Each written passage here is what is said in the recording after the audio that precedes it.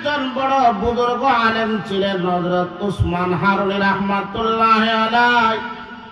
হযরত মুঈনুদ্দিন চিশতি রাহমাতুল্লাহি আলাইহির উস্তাদ হযরত উসমান হারুনী রাহমাতুল্লাহি আলাইহি তিনি এক সময় সফরে বের হয়েছেন। কিছুক্ষণ গিয়া দেখে যে একজন কিছু সংখ্যক লোক আগুন জ্বালায় আগুনের পূজা করতেছে। হযরত উসমান হারুনী রাহমাতুল্লাহি আলাইহি খাদেমকে ডেকে বলে, রে খাদেম, খাবার তৈরি করতে হবে, খাবার পাকাইতে হবে, যাও, আমাদের কাছে কোনো দিয়া সরাই নাই, মেসের কোনো ব্যবস্থা নাই, আগুন জ্বালাবো কিভাবে? ওই যে দেখা যায় আগুন জ্বলতেছে, সেখান থেকে কিছু আগুন নিয়ে আস। খাদেম গেছেন আগুন আনার জন্য। যারা আগুনের পূজা করতেছে তাদেরকে বলছে যে আমাদের পিসা হুজুর বলছেন একটু আগুন দেওয়ার জন্য আমরা রান্না বান্না করবো। তারা তো সর্বনাশ, এই আগুন তো কোনো দুনিয়ার কাজে ব্যবহারের জন্য না, এই আগুনের পূজা করে আমরা। নাউজুবিল্লাহ। খাদেমরা আগুন দিছে না দেওয়ার পরে হযরত উসমান হারুনীর কাছে যখন এসে বলছেন, উসমান হারুনী রাহমাতুল্লাহ আলাইহি নিজেই অগ্নি পূজকদের কাছে গিয়ে হাজির হয়ে গেছেন। আমাদের নবীজি রাহমাতাল লিল আলামিন তিনি হলেন সকলের সেরা নবী, শ্রেষ্ঠ নবী। আমাদের নবীর পরে কোনো নবী নাই, আমাদের নবীর যে শ্রেষ্ঠ কোনো নবীও নাই। কি কোন ঠিক কি ঠিক না? আমাদের নবীজি যেমন শ্রেষ্ঠ, ঠিক তদ্রূপ ভাবে এই উম্মত মুহাম্মাদুর রাসূলুল্লাহ সাল্লাল্লাহু আলাইহি ওয়াসাল্লামের উম্মতরা হলো সকলের সেরা এবং শ্রেষ্ঠ। নবীজি ফরমান, যতদিন পর্যন্ত হাসরের ময়দানে আমি নবী মুহাম্মাদুর রাসূলুল্লাহ বেহেশতে প্রবেশ না করব, ততক্ষণ পর্যন্ত আদম আলাইহিস সালাতু ওয়াস সালাম থেকে ঈসা রুহুল্লাহ পর্যন্ত সমস্ত নবীদের জন্য জান্নাত হারাম। ঠিক তদ্রূপ ভাবে যতক্ষণ পর্যন্ত আমার উম্মতেরা জান্নাতে প্রবেশ না করবে, ততক্ষণ পর্যন্ত আদম আলাইহিস সালাতু ওয়াস সালাম থেকে ঈসা রুহুল্লাহ পর্যন্ত যত নবীর উম্মত আছে সকলের জন্য জান্নাত হারাম। নবীদের মধ্যে সকলের আগে জান্নাতে যাবে আমাদের নবী, বিশ্ব নবী মুহাম্মাদুর রাসূলুল্লাহ সাল্লাল্লাহু আলাইহি ওয়াসাল্লাম। উম্মতের মধ্যে সকলের আগে জান্নাতে যাবে উম্মতে মুহাম্মদিয়া, আমরা যারা। এতে আমরা খুশি না বেজার? আমাদের নবী মুহাম্মাদুর রাসূলুল্লাহ সাল্লাল্লাহু আলাইহি ওয়াসাল্লাম আর অন্যান্য নবীদের মধ্যে কি পার্থক্যটা? আমাদের নবীকে স্বয়ং আল্লাহ রাব্বুল আলামিন রাজি খুশি করার জন্য পাগল, আর অন্যান্য নবীরা আল্লাহকে রাজি খুশি করার জন্য তারা পাগল হয়ে গেছে।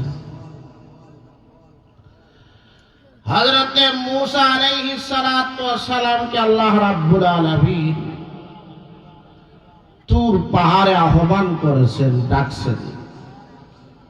হযরতে মূসা আলাইহিস সালাতু ওয়াস সালাম আল্লাহ তাআলার আহ্বানে ডাকে সাড়া দিয়া এমন এক দৌড় দিছে আল্লাহকে রাজি খুশি করার জন্য।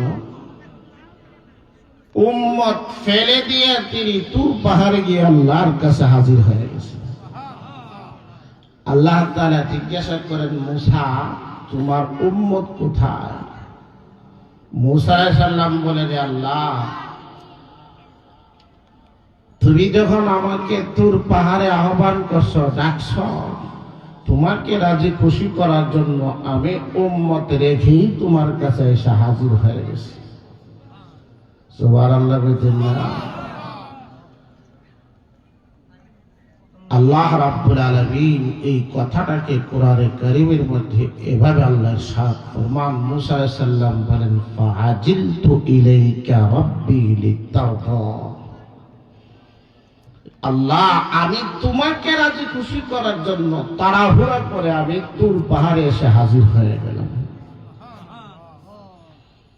আর আমাদের নবীকে আল্লাহ রাব্বুল আলামিন খুশি করার জন্য পাগল পারা হয়ে আছেন। জোরে জোরে বলি সুবহানাল্লাহ। আল্লাহ তাআলা ফরমান, ওয়ালা সাউফা ইউতিকা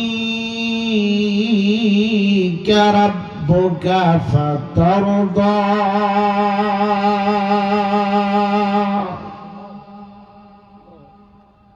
আল্লাহ ফরমান, নবীজি অচিরে আমি আল্লাহ আপনাকে এত পর্যাপ্ত পরিমাণ নেয়ামত দান করব, যেই নেয়ামত পায়া নবীজি আমি আল্লাহর প্রতি সন্তুষ্ট হয়ে যাবে।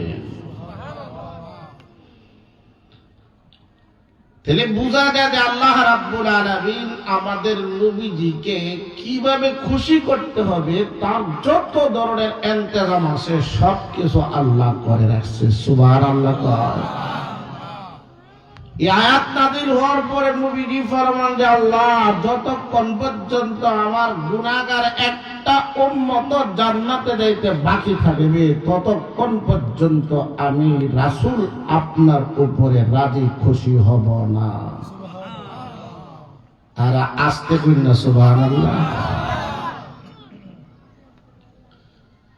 হাসরের ময়দানে নবীজি রাহমাতাল লিল আলামিন আল্লাহর আরশে আজিমের নিচে সিজদায় পড়ে কান্নায় ভেঙে পড়বে। সমস্ত নবীরা পেরেশান হয়ে আদম আলাইহিস সালামের কাছে যাবে। আদম আলাইহিস সালাম ইয়া নাফসি বলে উম্মতকে তাড়াইয়া দিবে। নূহ আলাইহিস সালাম, ইব্রাহিম আলাইহিস সালাম, ঈসা, মূসা সমস্ত নবীদের কাছে যাবে সুপারিশের জন্য, কিন্তু সেদিন কোন নবী উম্মতের পক্ষে সুপারিশ করতে পারবে না। একমাত্র শাফাত আর সুপারিশের ক্ষমতা আর দায়িত্ব দিবেন আমাদের নবী মুহাম্মদুর রাসূলুল্লাহ সাল্লাল্লাহু আলাইহি সাল্লামকে। নবীজি রাহমাতাল লিল আলামিন তিনি আল্লাহ রাব্বুল আলামিনের আরশের ছায়াতলে সিজদায় পড়ে কান্না শুরু করে দিবে। আল্লাহকে বলবে, আল্লাহ, এই আজকে হাসরের ময়দানে আমি আমার কন্যা ফাতেমার জন্য তোমার কাছে কিছু চাই না। ওগো আল্লাহ, আমি হাসান হুসাইনের জন্য তোমার কাছে কিছু চাই না। আমি আলীর জন্য তোমার কাছে কিছু চাই না। আয়েশার জন্য, খাদিজাতুল কুবরার জন্য তোমার কাছে কিছু চাই না। আল্লাহ হাসরের ময়দানে শুধু একটা জিনিস চাই, সেই জিনিসটা হলো ইয়া হাবলি উম্মতি, ইয়া হাবলি উম্মতি। আল্লাহ, তুমি আমার গুনাহগার উম্মতদেরকে তুমি আজকে হাসরের ময়দানে মাফ করে দাও। আমার গুনাহগার উম্মতকে তুমি জান্নাত দান করে দাও। নবীজির কান্নায় আল্লাহ রাব্বুল আলামিনের আরশের মধ্যে কম্পন আর ভূমিকম্প শুরু হয়ে যাবে। আল্লাহ রাব্বুল আলামিন জিবরাইলকে ডেকে বলবে, জিবরাইল যাও যাও, আমার হাবিব কি চাও? আমার হাবিবকে আমি আল্লাহ রাব্বুল আলামিন দুনিয়া জগতে অনেক কাদাইছি। আমার হাবিবকে তায়েফের ময়দানে কাদাইছি, উহুদের ময়দানে আমার হাবিবকে আমি কাদাইছি, মক্কা ছেড়ে মদিনাতে যাওয়ার পথেও আমার হাবিব তিনি কেঁদেছেন। আর হাসরের ময়দানে আমার হাবিব কেন কাঁদতেছে? জিবরাইল আমার হাবিব যেন আর কান্না না করে, যা আমার হাবিবকে গিয়া বল ইরফা রাসাক সানতুতা তুশাফা। নবীজি আপনি হাসরের ময়দানে আজকে আল্লাহ রাব্বুল আলামিনের কাছে যা চাইবেন তা আল্লাহ রাব্বুল আলামিন মঞ্জুর করে নেবে। নবীজি তিনি বলবেন যে আমি আর কিছু চাই না গো আল্লাহ, তোমার কাছে শুধু একটা জিনিস চাই, আমি আমার গুনাহগার উম্মতদেরকে তুমি মাফ করে দাও। যতক্ষণ পর্যন্ত আমার একটা গুনাহগার উম্মত জান্নাতে যাওয়া বাকি থাকবে, ততক্ষণ পর্যন্ত আমি রাসূল তোমার প্রতি রাজি খুশি হব না। আল্লাহ তাআলা বলবেন নবীজি দুনিয়ার জগতে আমি আল্লাহ কুরআন নাযিল করে আপনাকে জানা দিয়েছি, ওয়ালা সাওফা ইউতিকা রাব্বুকা ফাতারদা। অচিরে আমি আল্লাহ রাব্বুল আলামিন আপনাকে এত পর্যাপ্ত পরিমাণ নিয়ামত দিব, যে নিয়ামত পাইয়া নবী আমি আল্লাহর প্রতি রাজি খুশি হয়ে যাবে। যখন আল্লাহ রাব্বুল আলামিনের পক্ষ থেকে ঘোষণা হয়ে যাবে, হাবিব ওগো আমার হাবিব, আপনার যত গুনাহগার উম্মত আছে সমস্ত গুনাহগার উম্মতদেরকে নিয়ে আমার তৈরি জান্নাতে প্রবেশ করুন। নবীজি সমস্ত উম্মতদেরকে নিয়ে হাসরের ময়দানে সেদিন দলবদ্ধ হয়ে আল্লাহর তৈরি জান্নাতে পৌঁছে যাবে।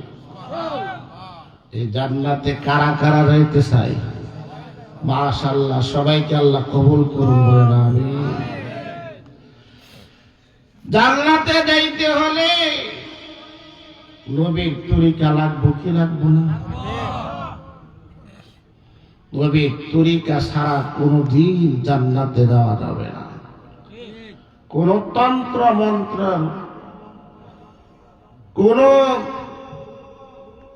মানুষের ব্যক্তি পূজা করে জান্নাতে যাওয়া যাবে না, একমাত্র নবীর তরিকা ছাড়া। নবীর তরিকা যারা হাসিল করতে পারে, আল্লাহ নবী ফরমান সে আমি নবীর সাথে জান্নাতে থাকবে। আল্লাহ নবী ইরশাদ ফরমান, মান আহাব্বা সুন্নতি ফাকাদ আহাব্বানি ওয়া মান আহাব্বানি কানা মাই ফিল জান্নাহ। নবী ফরমান, মান আহাব্বা সুন্নতি, আমার উম্মতের যে কেহ আমার একটা সুন্নতকে ভালোবাসবে, মহাব্বত করবে, ফাকাদ আহাব্বানি, সে যেন আমি নবীকে মহাব্বত করব। নবীর মহাব্বতের ফলাফল আর পরিণাম কি? আল্লাহ নবী আজ থেকে প্রায় 1500 বছর আগে সেই ফলাফল ঘোষণা করে দিয়েছেন, মাই ফিল জান্নাহ, আমার ওই উম্মতটা জান্নাতের মধ্যে আমি নবীর সাথে থাকবে। আর আস্তে কোন সুবহানাল্লাহ। নবীর একটা সুন্নাত আদায় করলে নবীর সাথে জান্নাতে থাকা নসিব হয়ে যাবে।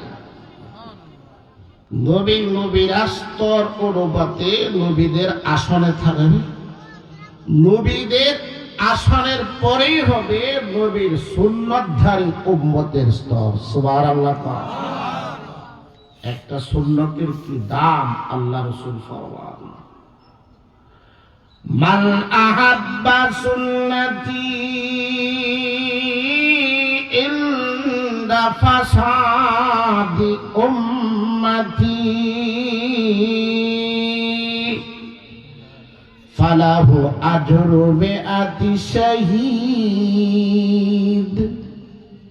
নবী ফরমান, এই ফিতনা ফাসাদের যুগে আমার যে উম্মত একটা সুন্নতকে আঁকড়ে ধরবে, আদায় করবে, তার আমল নামাতে আল্লাহ তাআলা 100 গলা কাটা শহীদের সওয়াব দান করবে। এজন্য আল্লাহ রাসূল ফরমান, আরবাউম মিন সুনানিল মুরসালিন, 4টা কাজ হলো সমস্ত রাসূলগণের সুন্নাত। কার সুন্নাত? প্রত্যেক রাসূলদের সুন্নাত। আদম আলাইহিস সালাতু ওয়াস সালাম থেকে নিয়ে শুরু করে আমাদের নবী পর্যন্ত যত নবী দুনিয়াতে আসছেন সমস্ত নবীদের সুন্নাত কয়টা? আরো জোরে বলি কয়টা? 4টা। 1 নাম্বার হলো আল হায়া, লজ্জা, নবীদের সুন্নাত। 2 নাম্বার অতীব, সুগন্ধি ব্যবহার করা, আতর, নবীদের সুন্নাত। 3 নাম্বার আসওয়াক, মিসওয়াক করা, এটা সমস্ত রাসূলদের সুন্নাত। 4 নাম্বার আন নিকাহ, বিবাহ করা, এটাও সমস্ত নবীদের সুন্নাত। নবীর সাহাবারা নবীর সুন্নতের জন্য কি পরিমাণ পাগল ছিলেন! আল্লাহু আকবার। নবীজির সাহাবী হযরত হুযায়ফা রাদিয়াল্লাহু তাআলা আনহু, তিনি কিসরা বাদশার রাজমহলে গেছে, দাওয়াত দিছে, দাওয়াতে অংশগ্রহণ করছে। আল্লাহর নবীর সাহাবী হযরত হুযায়ফা রাদিয়াল্লাহু তাআলা আনহু বাদশার রাজমহলে খাইতে বসছেন। খাওয়ার ফাঁকে দিয়া খানার একটা দানা দস্তরখানের মধ্যে পড়ে গেছে। রাসূলের সাহাবী হযরত হুযায়ফা রাদিয়াল্লাহু তাআলা আনহু সে খানাটাকে দস্তরখান থেকে উঠায় উঠায় খাইতেছে। এবার আমরা বুঝতে পারলাম দস্তরখান বিছায়া খানা খাওয়ান এটা কার সুন্নাত? সুন্নাত। দস্তরখানটা কেমন হতে হবে? দস্তরখানটা হতে হবে পাক পবিত্র, পরিষ্কার পরিচ্ছন্ন। আমাদের সমাজের মধ্যে দেখা যায় অনেক সময় ইমাম সাহেব হুজুর, পীর সাহেব হুজুরে যখন বাড়িতে দাওয়াত দেওয়া আনা হয়, আনার পরে ইমাম সাহেব হুজুর যখন বলে যে একটা দস্তরখান দেন, তাদের ঘরে তো এখন আর দস্তরখান নাই, কি করে একটা গামছা না দস্তরখান বানায় দেয়। করে কি করে না? না হয় একটা তয়লা, আবার কোন কোন জায়গাতে লেডিসের ওড়নাটাও আইন না এখানে দস্তরখান বানায় দেয়। এখন ঠিকই দেখতে, এটা কিন্তু ঠিক না। গামছাকে গামছা কেন বলা হয়? গা মুছা, মানে শরীর মুছার কাপড়, এটাকে বলা হয় গামছা। গামছার নাম হয়ে আছে গা মুছার জন্য, শরীর মুছার জন্য। আচ্ছা, শরীর মুছতে গিয়া গামছাটা দিয়ে আপনি হাতের বগল মুছেন কি মুছেন না? পাও মুছেন কি মুছেন না? শরীরের এমন কোন অঙ্গ আছে যে অঙ্গতে গামছাটা স্পর্শ হয় না? এখন আপনাদের গামছাড়ারে দস্তরখান বানাইছেন, খানাটা পড়লে এই খানাটা কিভাবে উড়ে খাইবে? ঘৃণ করতো না আমার আপনার? এজন্য গামছা না, তয়লা না, তয়লা গামছা এগুলো দিয়া নাক মুছে, ময়লা মুছে, নাকের ময়লা মুছে কি মুছে না? ওড়নাটার তো কোনো কথাই নাই। এজন্য আলাদাভাবে একটা দস্তরখান স্পেশাল ঘরে একটা রাখবেন। এই দস্তরখানের উপরে সবসময় বৈশাখ খাওয়ান, এটা নবীদের সুন্নাত। আর পরে দেওয়া খাবারটা উড়াইয়া খাওয়া, এটা নবীর সুন্নাত। আমাদের সমাজের কিছু সংখ্যক লোক আছে যারা পড়ে যাওয়া খানাটাকে উঠায়া খাওয়া অসভ্যতার পরিচয় মনে করে। ছোট মানুষের পরিচয় বলে মনে করে। ছোট মানুষ রাক্ষুস, যেমন জীবনে খাইছে না বাটটা দেখলে আরেকজন প্লেট চাষতে চাষতে কি করতেছে, তখন খানা সব কুককে খায়া ফেট বুড়ে লাইতেছে, জীবনে খাইছে না। বিভিন্ন ধরনের সমালোচনার অথচ নবীর সুন্নত হলো পড়ে যাওয়া খাবারটাকে উঠে খাওয়া। কেন? আপনি তো জানেন না যে খানার কোন অংশের মধ্যে আল্লাহর পক্ষ থেকে বরকত নিহিত আছে। বুঝতে পারেন আপনি? এই জন্য চারটা খাওয়া, পড়ে যাওয়া জিনিসটাকে উঠাইয়া খাওয়া নবীর সুন্নত।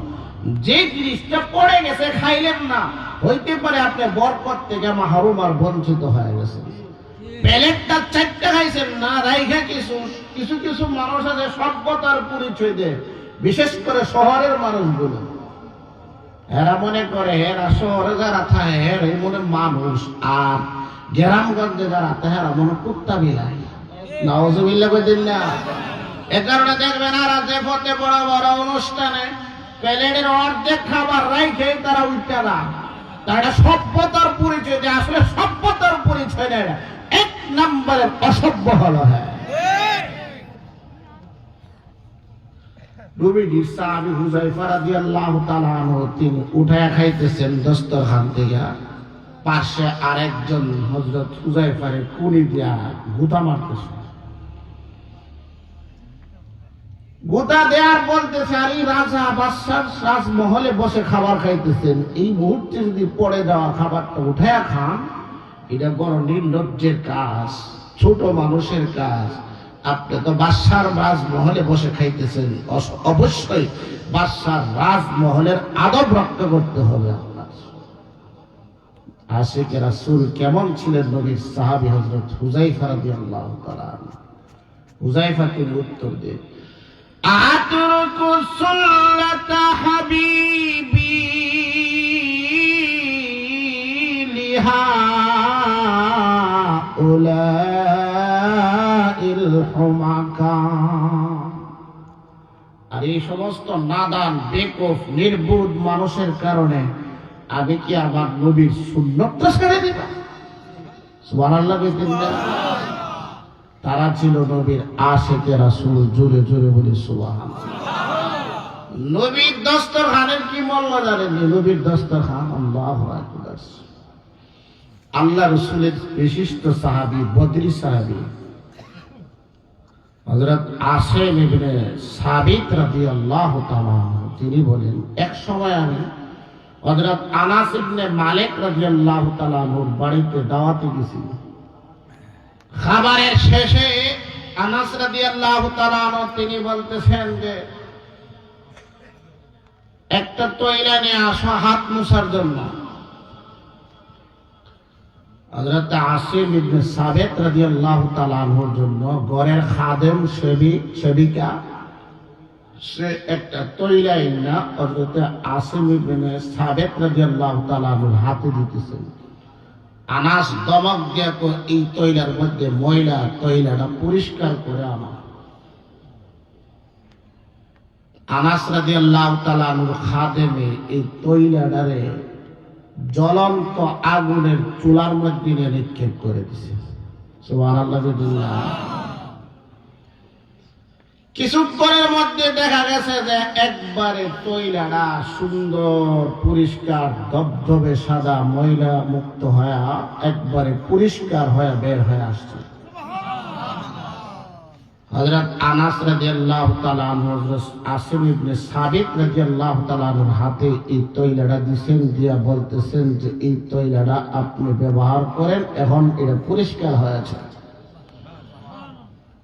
নবীর সাহাবী হযরত আসিম ইবনে সাবিত রাদিয়াল্লাহু তাআলা আনহু তিনি বলেন, রিবায় আনাস, আমাদের বাড়ি ঘরে যত গামছা তৈলা আছে এগুলো যখন ময়লা হয়ে যায় এইগুলোকে আমরা সাবান দিয়া সুডা দিয়া ভালো করে দৌত করে পরিষ্কার করি। কিন্তু আনাস, আমি দেখতে পাইলাম তোমার ঘরের মধ্যে যে তৈলা, এই তৈলাটা তুমি সাবান দিয়া দৌত করো নাই, তুমি কোন সোডা ব্যবহার করো নাই, পানিতে তাকে নিক্ষেপ করো নাই, কিন্তু এই তৈলাটারে তুমি জ্বলন্ত আগুনের চুলাতে দিয়া তুমি কিভাবে পরিষ্কার করলা? আগুনের কাজ তো হলো কাপড় পরলে পুড়ে ফেলা। যে কোনো জিনিস যখন আগুনের মধ্যে যখন পড়ে তখন সেই জিনিসটাকে পুড়ে ছাই ছাই করে দেয় আগুন। আগুনের স্বভাব। আগুনের স্বভাব তো হলো পুড়ে ফেলা। আগুনের স্বভাব তো কোনো পরিষ্কার করার স্বভাব না। আগুন কার হুকুম মানে? আরো জোরে বলি, কার হুকুম? আল্লাহর হুকুম মানে আগুন। আগুন আগুনের কোনো ক্ষমতা নাই। আগুনের কোনো ক্ষমতা নাই মানুষকে জ্বালাবে, মানুষকে পোড়াবে, মানুষের কোনো কাপড় জ্বালাবে। যতক্ষণ পর্যন্ত আল্লাহ রাব্বুল আলামিনের পক্ষ থেকে নির্দেশ না দেবে ততক্ষণ পর্যন্ত আগুনের কোনো ক্ষমতা নাই একটা পশম পড়বে।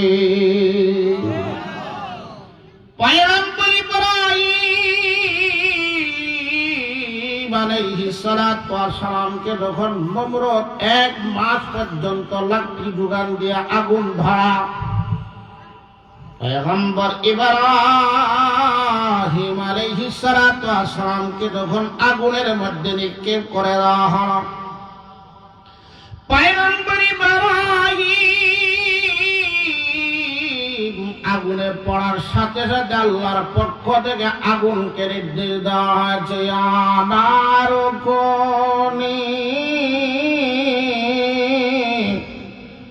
বারদাও ওয়া সালামান আলা ইব্রাহিম। জোরে জোরে বলি আল্লাহু আকবার। আল্লাহ আগুনকে ডাক দেখে, আগুন আমার খলিল ইব্রাহিমের জন্য শান্তিদায়ক ঠান্ডা হয়ে যাও। এই নির্দেশ পাওয়ার সাথে সাথে যত চুলার আগুন ছিল সব নিভে গেছে। আল্লাহ তাআলা কোনা, আমি তো শুধু ওই আগুনকে নির্দেশ দিয়েছি যে আগুনকে ইব্রাহিম আগুনের মধ্যে পড়ছে, ওই আগুনকে শুধু বলছি।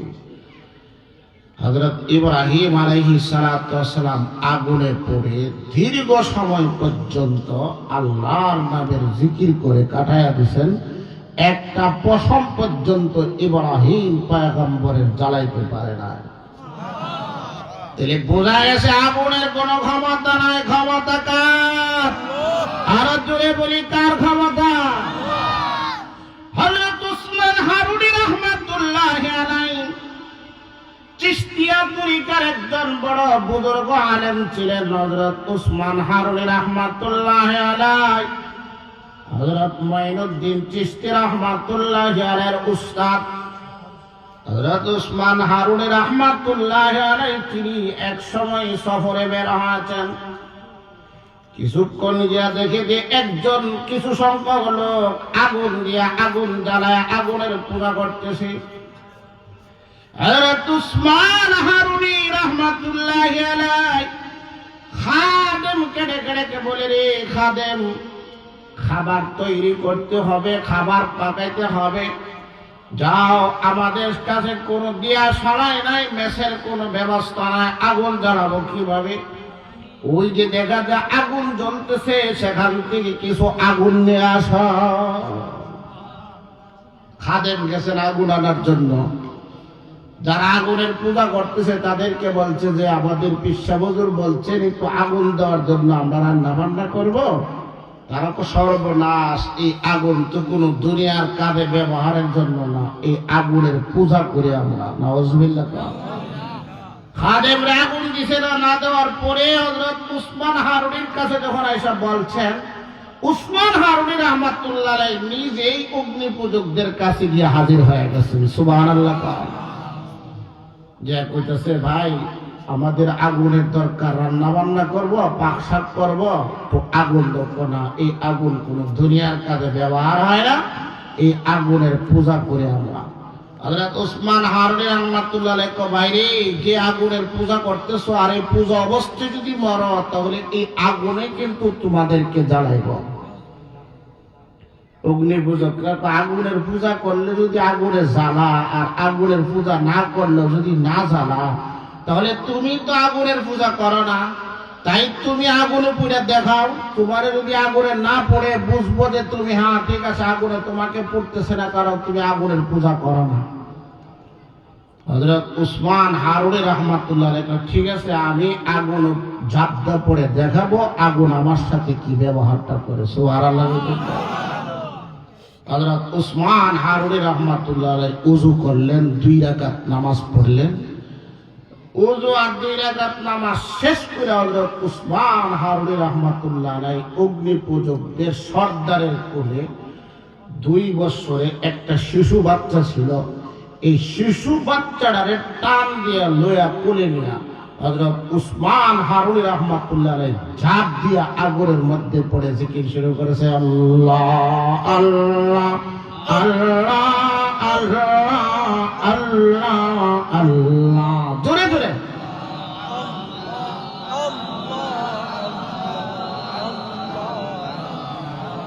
আল্লাহ আল্লাহ আল্লাহ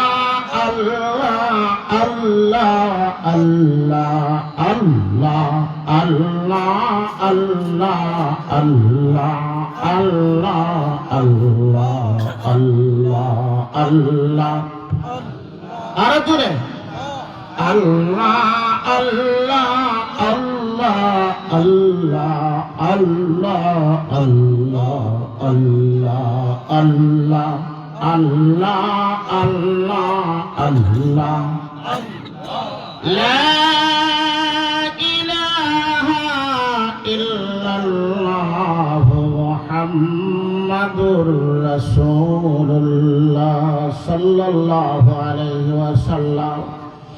আল্লাহ পাগল আল্লাহর ওলি উসমান হারুনি রাহমাতুল্লাহি আলাইহি তিনি ছোট কোলের শিশু বাচ্চাটাকে কোলে নিয়ে ঝাঁপ দিয়ে আগুনের মধ্যে পড়ে আল্লাহর নামের জিকির শুরু করেছে। জিকির করতে করতে করতে করতে একাধারে 2 ঘন্টা পর্যন্ত আগুনের মধ্যে হযরত উসমান হারুনি আল্লাহর নামের জিকির করেছে। 2 ঘন্টার পরে আল্লাহর ওলি উসমান হারুনি রাহমাতুল্লাহি আলাইহি কুলের শিশু বাচ্চাটাকে একবারে সহি সালামতে নিরাপত্তার সাথে আগুন থেকে বের হয়ে আসছে। দেখা গেছে হযরত উসমান হারুনি রাহমাতুল্লাহি আলাইহির একটা পশম তো জ্বলেই না, এমনকি ছোট শিশু বাচ্চা একটা পশম পর্যন্ত আগুনে পোড়াইতে পারেনি। তা ছিল বেরাতি ইব্রাহিম। আল্লাহ রাব্বুল আলামিন উলিদেরকে আধ্যাত্মিক ক্ষমতা এভাবে আল্লাহ তাআলা দান করে। আল্লাহ রাব্বুল আলামিন আল্লাহর ওলিদেরকে এমন এমন অলৌকিক ক্ষমতা দান করে যিনি তিনিকে আউলিয়ারা হস্তে কুদরত আর ইলাহ, আউলিয়ারা হস্তে কুদরত আর ইলাহ, तीरे जुस्ता बाज आरंद से हवा। जुड़े जुड़े बोले अल्लाहु আকবার। আয় আগুনের কোনো ক্ষমতা নাই, জ্বালাবে পুড়াবে কোনো ক্ষমতা নাই। নবীর সাহাবী হযরত আনাস রাদিয়াল্লাহু তাআলা আনহু ঘরের তৈলাটা আগুনের মধ্যে ফেলে পরিষ্কার করেছেন। রাসূলের সাহাবী হযরত আসিম ইবনে সাবিত রাদিয়াল্লাহু তাআলা আনহু আনাসকে দেখে বলে, রে নবীর সাহাবী আনাস, বুঝতে পারলাম না যে এই তৈলাটা তুমি আগুনের মধ্যে দিয়া পরিষ্কার করে আনছো, আগুন দিয়ে কিছু করতে পারে নাই, তার কারণটা কি, তার ক্ষমতাটা কোথায় জানতে চাই। নবীর আশিক রাসূল সাহাবী আনাস রাদিয়াল্লাহু তাআলা আনহু তিনি ডেকে ডেকে বলে, রে ভাই আসিম ইবনে সাবিত, শোনো শোনো, নবীর সাহাবী শোনো, আমার বাড়িতে এক সময় আমি দাওয়াত করেছিলাম, সাইয়্যিদুর রাসূল খাতামুল আম্বিয়া আশরাফুল আম্বিয়া খাতামুন নবিয়্যিন নূরে মুজাসসাম বিশ্ব নবী মুহাম্মদুর রাসূলুল্লাহ সাল্লাল্লাহু আলাইহি ওয়াসাল্লামকে আমার বাড়িতে দাওয়াত করেছিলাম। খানা শেষে আমি আমার প্যারা হাবিব নবীজি রাহমাতাল লিল আলামিনের হাতে তৈলাটা দিয়েছিলাম নবীজি হাত মোছার জন্য। যেদিন থেকে আবার নবী বিশ্ব নবী রাহমাতাল লিল আলামিনের হাতের ছোঁয়া লেগেছে। সেদিন থেকে আমার ঘরের এই তৈলাটা কোনো পানি দিয়া, সুডা দিয়া, সাবান দিয়া দৌত করি নাই। এই তৈলাটাকে আমি আগুনের মধ্যে ফেলে পরিষ্কার করি, কারণ নবীর হাতের ছোঁয়ার বরকতে আল্লাহ রাব্বুল আলামিন এই তৈলাটা আগুনে স্পর্শ করতে পারে না। ও নবীর আশিক রাসূল দাবিদারেরা, নবীজির শান কত ছিল, আমার নবীর মান কত ছিল, আমার নবীকে আল্লাহ রাব্বুল আলামিন কেমন নবী বানায়া দুনিয়াতে পাঠিয়েছিলেন। আমার নবীর শান আর মান যদি সারা রাত কি সারা রাত, সারা জীবন, সারা বছর যদি আমার নবীর জীবন ইতিহাস, আমার নবীর শান মান মর্যাদার কথা উল্লেখ করতে থাকি, কিয়ামত হয়ে যাবে। আমার নবী